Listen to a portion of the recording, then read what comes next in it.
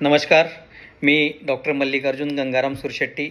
आज आपण पाहणार आहोत अतिशय महत्त्वाचे प्रश्न समजून घेणार आहोत. पहिला आहे, संघाचा शिबिर, गणवेश आणि प्रवासाचा खर्च कोण करतो?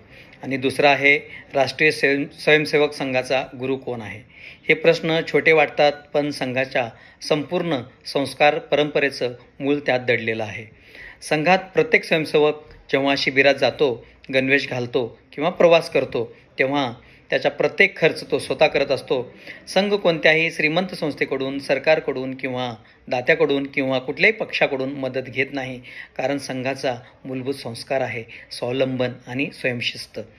कोणताही स्वयंसेवक कितीही गरीब असला तरी तो आपल्या मेहनतीच्या उत्पन्नातून शिबिराचा शुल्क भरतो आणि गणवेश स्वतः घेतो. प्रवासाचा खर्च देखील स्वतः करत असतो. शिबिरातील इतर खर्च जसे की भोजन, निवास हे सर्व स्वयंसेवक एकत्र येऊन सामूहिक भावनेनं भागवत असतात. हे फक्त पैशाचं नव्हे तर मानसिक आत्मनिर्भरतेचं प्रतीक आहे. संघ शिकवत असतो, सेवा ही मागण्याची नाही तर देण्याची वृत्ती असावी. म्हणूनच प्रत्येक स्वयंसेवक आपल्या क्षमतेनुसार देतो. वेळ, श्रम, धन, पण देशसेवा निस्वार्थ भावनेतून करत असतो. आता दुसरा प्रश्न आहे, संघाचा गुरु कोण? संघात कोणत्याही जिवंत मनुष्याला गुरु मानलं नाही. आपला गुरु आहे भगवा ध्वज. हा निर्णय संघाचे संस्थापक डॉक्टर हेडगेवार यांनी 1928 साली पहिल्या गुरुपौर्णिमेच्या कार्यक्रमात घेतला. तेव्हा त्यांनी सांगितलं, व्यक्ती हा नश्वर असतो, पण मूलतत्व ही अमर असतात. कोणतीही व्यक्ती कितीही महान असली तरी तिच्या विचारांबद्दल, तिच्या व्यक्तिमत्वाबद्दल सगळ्यांना समान श्रद्धा असणं कठीण असतं.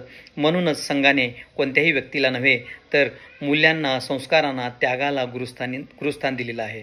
भगवा ध्वज म्हणजे त्या सर्व तेजस्वी मूल्यांचं प्रतीक आहे, जे आपल्या संस्कृतीचा, त्यागाचा, शौर्याचा रंग आहे.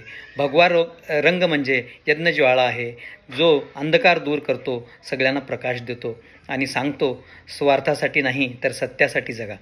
हा भगवा ध्वज प्रांत, पंथ, जात, भाषा या सगळ्या भेदांपलीकडचा आहे. तो संपूर्ण राष्ट्राचा आत्मा आहे. तो आपल्याला शिकवतो, जीवन तात्पुरतं आहे, पण ध्येय हे आपले अमर आहेत. म्हणूनच संघात व्यक्तिपूजा नाही, मूल्यपूजा आहे. संघातील प्रत्येक स्वयंसेवक ध्वजासमोर उभा राहून स्वतःला विचारत असतो, मी माझ्या राष्ट्रासाठी काय देऊ शकतो?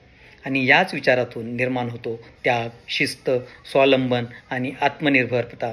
संघाचा मार्ग असा आहे, स्वयंसेवक स्वतः कमवतो, स्वतः देतो आणि स्वतः जगतो, पण देशासाठी जगत असतो. तो संघाच्या माध्यमातून आपलं आयुष्य यज्ञ बनवतो आणि भगवा ध्वज त्या यज्ञाचं साक्षीदार असतो. हा ध्वज आपल्याला एकच संदेश देत असतो, राष्ट्र हेच आपलं परमधर्म आहे. जय श्रीराम. भारत माता की जय.